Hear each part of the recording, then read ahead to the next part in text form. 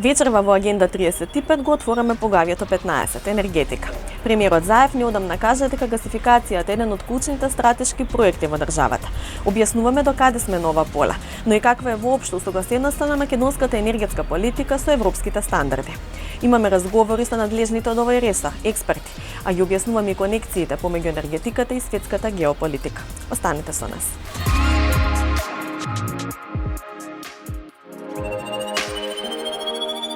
Во Агенда 35 ќе гледате кои се забелешките од Европската Унија во поглавјето енергетика. Имплементацијата на третиот пакет од Законот за енергетика после 2 години доцнење конечно ќе се заокружи годинава. Што значи тоа за главните енергетски проекти кај нас и за процесот на гасификација? Разговараме со Бајрам Реджепи, директор на Национални енергетски ресурси. Интервју со Митко Андреевски, експерт и владин советник. Како енергетските ресурси се претвораат во орудија во геополитичките битки низ Европа. Следете на Македонија е умерено подготвена во областа на енергетиката ако се споредува со европските стандарди. Анализирајќи го напредокот во ова поглавје, Европската комисија вели дека има добар напредок за една година, особено заради донесувањето на новиот закон за енергетика, во кој што се применети одредбите од така наречениот трет енергетски пакет на ЕУ, кој што ја регулира легислативата во оваа област. Комисијата потенцира дека е донесена националната стратегија за енергетика, што ќе трае до 2040 година и која што ги рефлектира приоритетите на енергетската и климатската политика на ЕУ и целите до 2030 година. Во однос на внатрешниот пазар на енергија, комисијата истакнува дека пазарите за електрична енергија и газ се отворени за конкуренција. Што се однесува до безбедноста на снабдувањето со енергија, комисијата забележува дека треба итно да се реши достапноста на јаглен за термоцентралата во Битола, вклучително и со инвестирање во нови ресурси. Во врска со гасификацијата, комисијата ги потврдува заложбите на владата да се обезбедат потребните пари за изградба на интерконективна линија со Грција и Србија, а се подготвува физибилити студија за интерконективна линија и со Косово. Во извештајот се наведува дека пристапот на трети страни до природен газ е во согласност со правото на ЕУ, но треба да се подобри транспарентноста. Во текст се работите за изградба на цевководот за пренос на газ помеѓу Неготино и Битола и Скопје-Тетово-Гостивар. За регулаторната комисија за енергетика, во извештајот пишува дека е во функција, но дека незината независност е попречена од политичко мешање.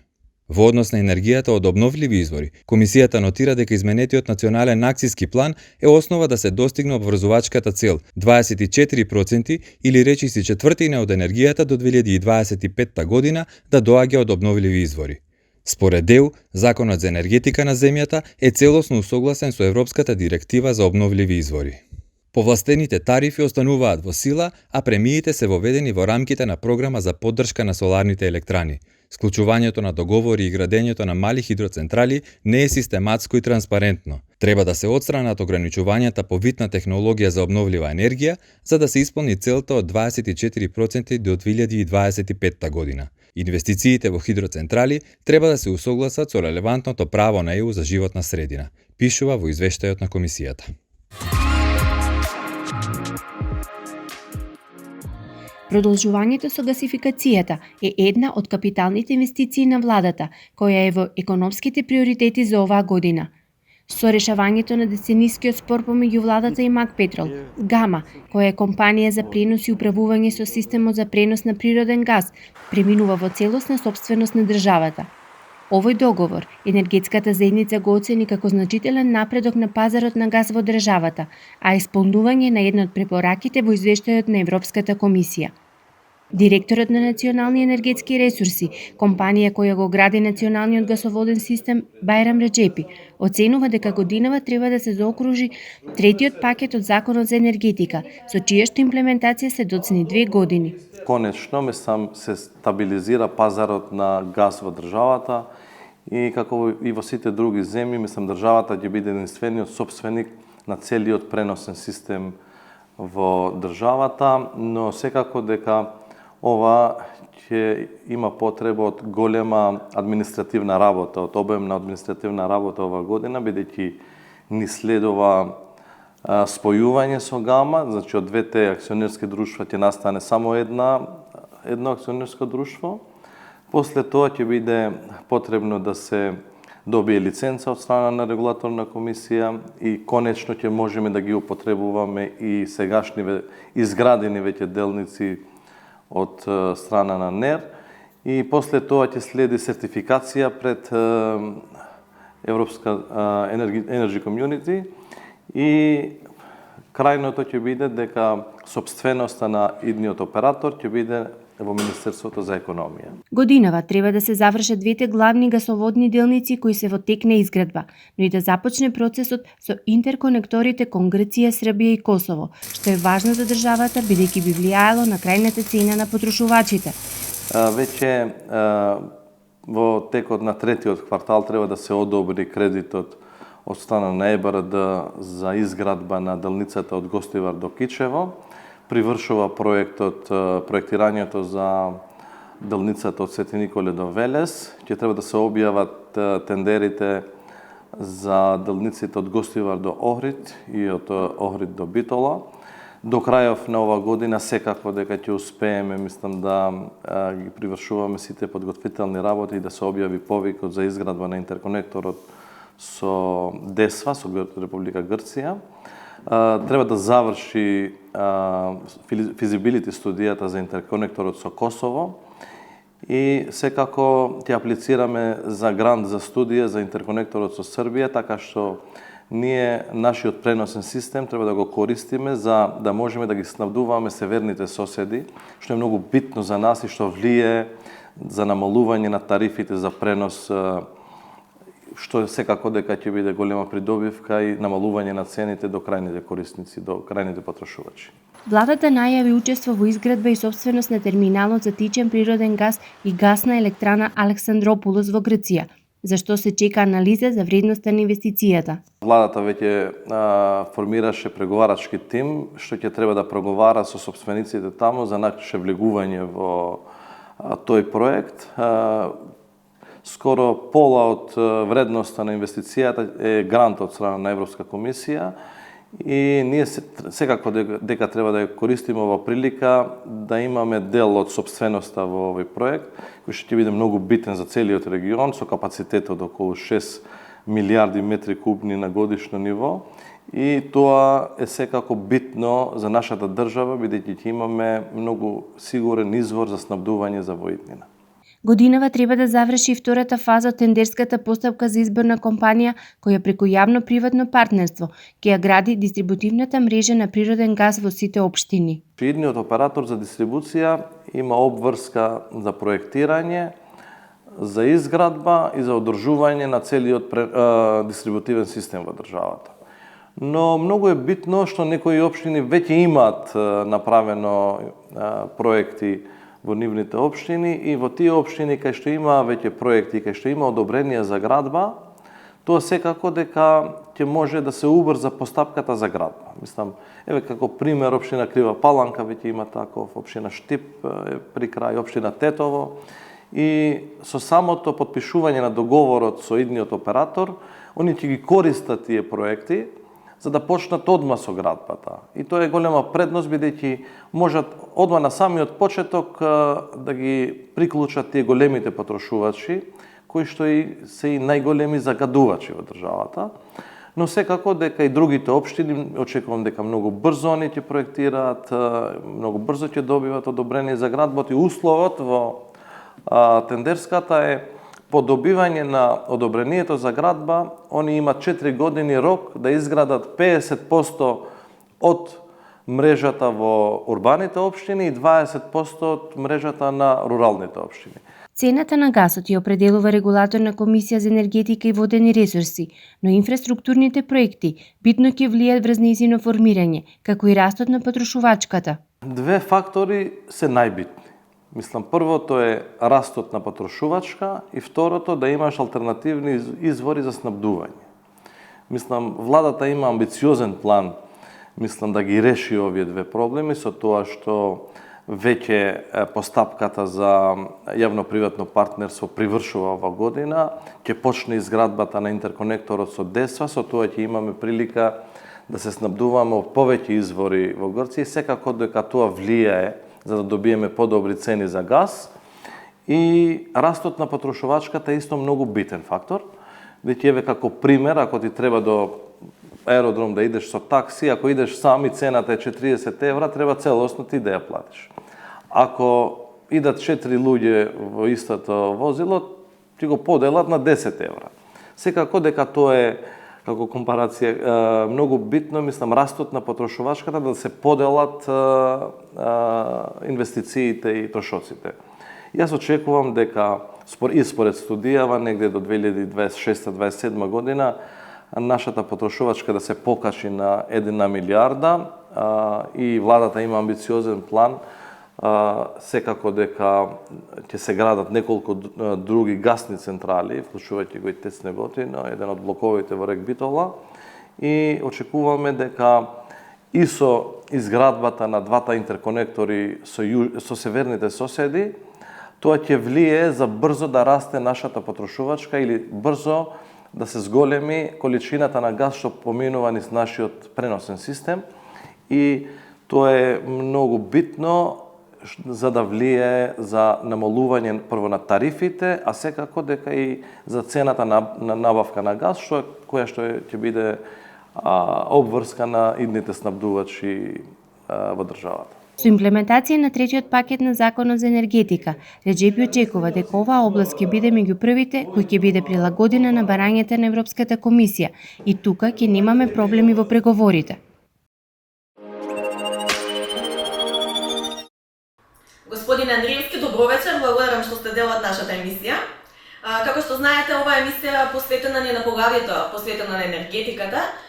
Премиерот Заев во последното свој интервју за Капитал спомена дека гасификацијата е еден од клучните стратешки проекти за државата. Објаснете ни повеќе до каде сме на таа тема. Добро вечер, поздрав до вас и до гледачите кои што ја следат оваа емисија. Точно, после 23 години оваа држава смогна сили да го реши долго деценискиот спор помеѓу МАК Петрол и државата со откуп на акциите и со 100% учество на Републиката во Гама. Тоа ќе отвори многу нови можности за развој на гасоводниот систем во Републиката. Исто така, во наредниот период очекуваме финализација на многу дистрибутивни системи во градовите долж Републиката. Така да сериозно мислам дека 2021 ќе биде ќе ја паметиме како година која што ќе биде пресвртница во развојот на гасоводот, користењето негово, зголемени можности, намалена цена и така натаму и така натаму. Тоа се генерално очекувањата за оваа година и веќе активностите кои што се презема во изминативе неколку години, финишира со донесување на законот во собранието на Република Северна Македонија за откуп на идеален дел во националниот гасоводен систем Гама. Што конкретно ќе значи ова за крајните корисници? Бизнисот, граѓаните, значи кој бенефит тие ќе го видат од сите овие проекти? Пред се за индустријата и капацитети кои што и досега го користат, јас очекувам дека ќе има намалување на цената. Зошто? Затоа што во наредните 2 до 3 месеци очекуваме дека ќе настане тотална либерализација на пазарот. Да подсетам за индустријата, за стопанските комори и сите оние кои што користат природен газ во околината на Скопје, Куманово и Крива Паланка, дека до сега беше невозможно да се набави природен газ надвор од друг снабдувач. После откупувањето на идеалниот дел во Гама и влегувањето на Републиката ќе се случат активности кои што ќе значат ослободување на дел од капацитетите за други трговци на природен газ. Тоа практично значи либерализација и поголема понуда. Значи либерализација и пониски цени. Второ, за граѓаните кои што нема да бидат во 2021, но ќе започне процес на гасификација на одредени општини кои што и до сега во изминативе 23-4 години имаа можност тоа да го сторат, но не го сторија. во теке е јавен повик за избор на концесионер кој што би направил дистрибутивна мрежа и во крајен случај, доколку и тоа не се случи, тогаш ГАМА и државата како 100% собственик таму може да започне на одредени делови да создава дистрибутивна мрежа. Во прв случај мислам дека тука се градовите кои што ги набројав, околината на Скопје и Скопје, не централниот дел во прва фаза, Куманово и Крива Паланка. Тоа што се очекува е ставање во функција на нефункционалниот гасовод кој што е изграден во 2015 од Клечовце до Штип. А потоа кој што треба да продолжи до Неготино, Прилеп и Битола како сеопфатен проект на гасификација, на магистрална гасификација на земјата. Каде ја ставува Македонија на мапата регионална? Не само за Балканот, малку и во поширок контекст зборувам, од аспект на тоа дека ние ќе бидеме држава низ која ќе поминуваат овие проекти. Точно така. Во изминатите 3 години се направија многу напори, контакти и проекти кои што оваа земја ќе ја направат транзитна на природен газ. Кога збориме за транзитна земја, тоа подразбира за оние гледачи кои што првпат се соочуваат со оваа терминологија, значи дека низ оваа територија ќе поминува одредена количина на природен газ кој што ќе завршува кај нашите соседи. Тоа во изминатиот период не беше планирано, затоа што во 15-20 годишниот период ние се врзувавме секојаш со еден добавувач, тоа беше Газпром и Јужниот поток како крак од тој гасовод. Еден политички естаблишмент 15 години, 12 години зборуваше дека треба да учествуваме во крак од Јужен поток. Видовте дека Јужен поток не се реализира. Се реализира Турски поток.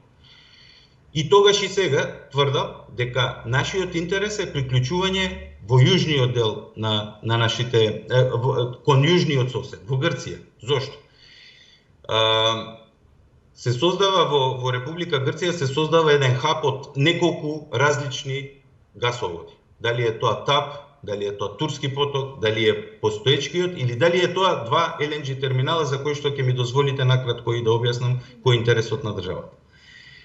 Од се ова претходно искажано, таму ќе има огромни количини на природен газ кои што ќе бидат достапни за нашата република. Второ, тие огромни количини ќе создадат берза на трговија со природен газ. Тоа значи дека ќе имате можност да купувате поевтин природен газ во подолг период. И трето и многу битно е сигурноста за добивање на природен газ. Вие се сеќавате дека во изминатиот период на два пати овој дел од Европа, јужниот дел од Европа, имаше проблем од Нова година во првите 20 дена како спор меѓу Украина и Русија.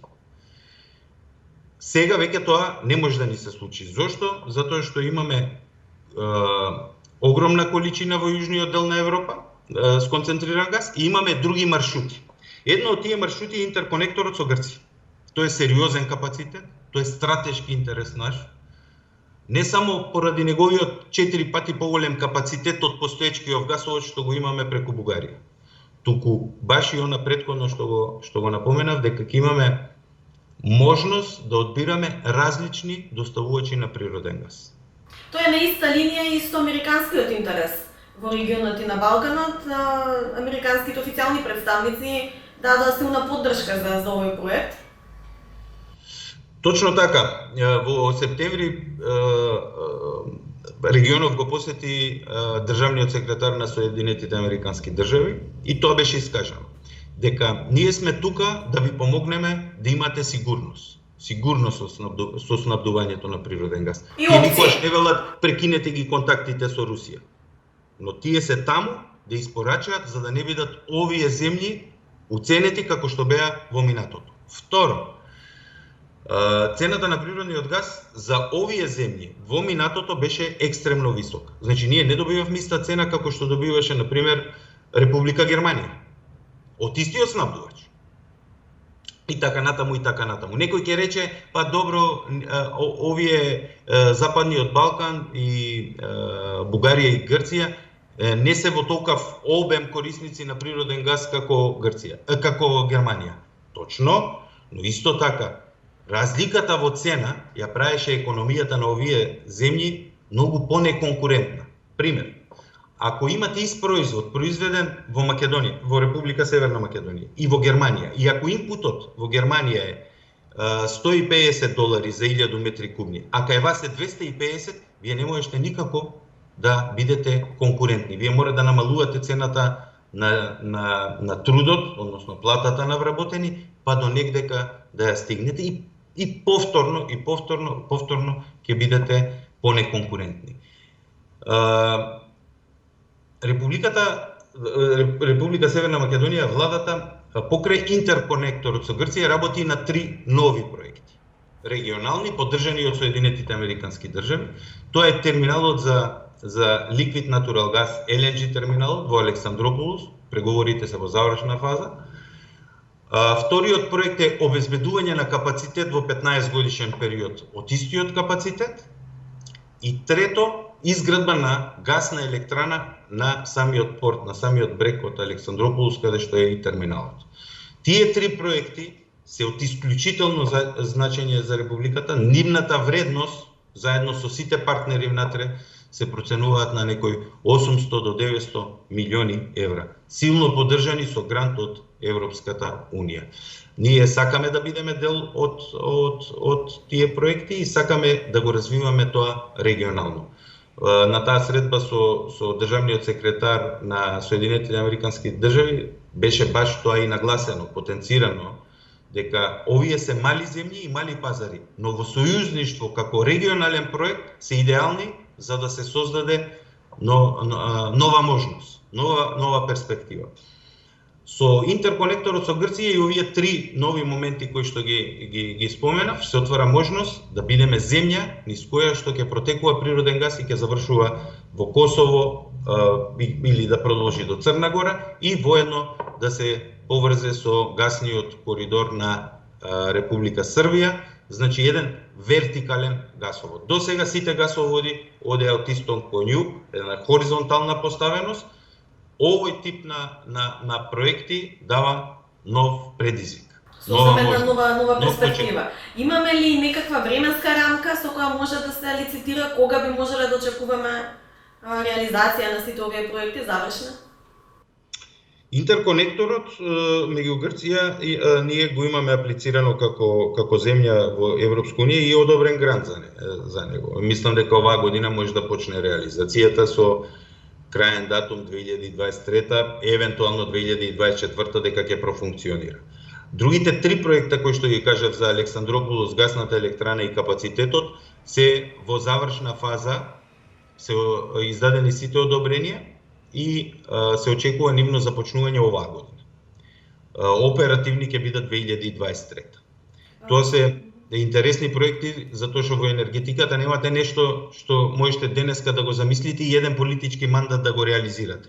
Ова се проекти кои што со поддршка на Соединетите Американски држави е отворена врата за влез на Републиката, со тоа што тие проекти се започнати од порано. И во 2015 и во 2014 постоја, делот од играчите во тие проекти беа уште тогаш влезени, но тогаш политичкиот естаблишмент на оваа земја не донесе одлука за тој влез. Фокусот беше друг, да. Јасно, значи споменавте вие начинавте делот со исто политичкиот контекст дома, меѓутоа и геополитичкиот контекст кога зборуваме за енергетика. Јасно е дека тука не станува збор само за енергетика, секогаш геополитиката треба да имаме намаста како слика. Како вие ги толкувате придвижувањето и процесите на тој план, значи геополитичките интереси визави енергетиката, не само регионално, туку зборуваме за Европа и пошироко. Да. Никогаш отворено за тоа не се зборуваше дека има одредени земји кои што својата политичка доктрина или своите политички цели ги употребува преку некои ресурси како енергетски. И напоменав претходно дека на 2 пати ние имавме случај поради политички промени во Украина, да имаме стопирање на испораката на природен газ за трети земји. Тогаш беше експлицитно ни се покажа дека одредена политичка структура во одредена земја преку доставата на природен газ реализира политички процеси. Тоа е најеклатантното. Тоа што денеска може да се види, што е интересно да се напомене, е санкциите од западните сили кон изградбата на Северен поток. Во овие денови, буквално вчера, мислам или завчера, имаше јавна прозивка од министерот за надворешни работи на Франција кон Германија да го поддржи санкционирањето на руски компании кои што учествуваат во изградбата на Северен поток. Поради случајот со Навални и апсењето. Да ја го повика официјален Берлин да побара ослободување на Навални, односно како реакција на апсењето на Навални да бидат санкционирани руските компании кои што работат на изградба на Северен поток. Зошто е тоа така? Затоа што западниот свет, Европската унија, не сака да биде заложник на голема завис од природен газ од Русија. Затоа се тие пакети, ние ги викаме трети енергетски пакет, кај што секој има право да доставува во тој коридор, во тој гасен коридор да доставува природен газ. Во Северен поток ќе се користи само руски газ. Да, е напишано дека може и други доставувачи, но тоа практично е невозможно. Пример, да направиме една паралела. Интерконекторот во Грција и меѓу Грција и нас има можност да доставува азербејџански природен газ. Може да доставува LNG кој што доаѓа од Соединетите Американски држави, од Алжир, од Нигерија, од Блискиот исток. Нуди опции. Значи имате алтернатива, нуди опции. Има опции и има сигурност. Поради тие причини настануваат овие санкции. Соединетите Американски држави и нивните представници тоа јавно го кажуваат. Ние не поддржуваме Европа која што ќе биде уште повеќе зависна од досегашната. Така да тоа ни се случува локално, офативме регионално, визави тоа што се случува и актуелно во Западна Европа деновиве. Ви благодарам многу за овој прецизен осврт и за проектите кои што не чекаат нас како држава, а и воопшто за односите помеѓу геополитиката и енергетиката. Ви благодарам многу за гостувањето. Благодарам и вас на интересот. Учеството на електрична енергија од обновливи извори во бруто домашната потрошувачка на електрична енергија во ЕУ во 2019 година изнесува 34%, што е мало зголемување во однос на 2018 година, кога било 32%. Покажуваат последните податоци на Статистичката агенција на Европската унија.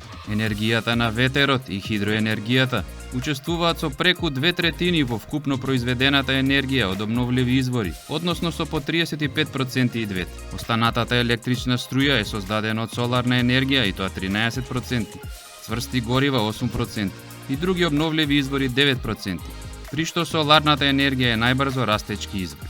Разгледано по држави членки на ЕУ, во Австрија и Шведска, повеќе од 70% од потрошената електрична енергија во 2019 година е создадена од обновливи извори. Спротивно, најмало учество на електрична енергија од обновливи извори, и тоа од 10% или помалку, е регистрирано во Малта, Кипар, Луксембург и Унгарија.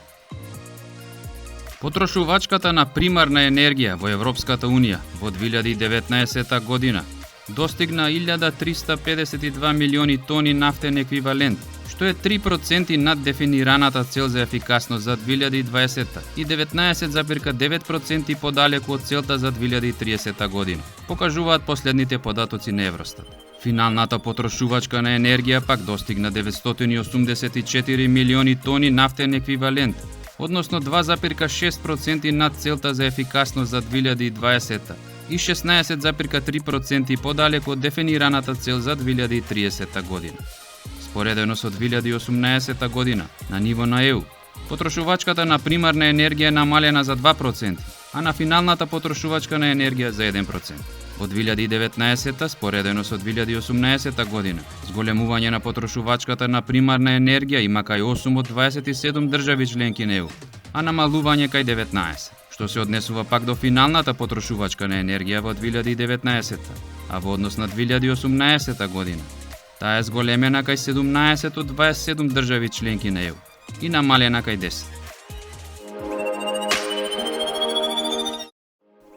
Во исто време, постројка за преработка на отпад и производство на електрична и топлинска енергија, но и спортско-рекреативен центар се организирани во и на површината на уникатниот објект од 41.000 метри квадратни, со кој се гордее Копенхаген во Данска. Имено внатре во објектот инсталирана е последната технологија за обработка на отпад и производство на енергија, со која може годишно 440.000 тони отпад да се произведе чиста енергија, односно електрична струја и грејење за 150.000 домаќинства. Целата опрема е инсталирана во висина, со што е формиран закосен покрив на објектот. На закосениот покрив е оформен простор за спроведување на најразлични спортско-рекреативни активности. Па така, до врвот на покривот може да се искачи преку 3 патеки за планинарење и трчање, со наклон од 5 до 35%. Патеките поминуваат низ градини со различни растенија, а најкратката е со должина од 450 метри. Покрај патеките се формирани специјални зони со најразлична опрема за вежбање и фитнес. На покривот се наоѓаат и вештачки скијачки патеки и зона за санкање, кои се отворени во текот на целата година, без разлика дали има или нема снег. Скијачките патеки се на површина од 9000 метри квадратни и овозможуваат максимум 100 скијачи во исто време. На скијачите достапни им се 4 ски лифтови. Фасадата на објектот пак е вештачки зид за искачување од 85 метри, еден од највисоките во свет. До врвот на оваа вештачка планина, направена од човечка рака, на кој има голема отворена тераса, може да се стигне по скали со внатрешен стаклен панорамски лифт или по патеките за планинарење и трчање. Стаклениот панорамски лифт е поставен во внатрешноста на објектот и нуди поглед на капацитетите за производство на енергија. 10 ката од објектот се користат како административен простор и образовен центар за академски тури, работилници и конференции.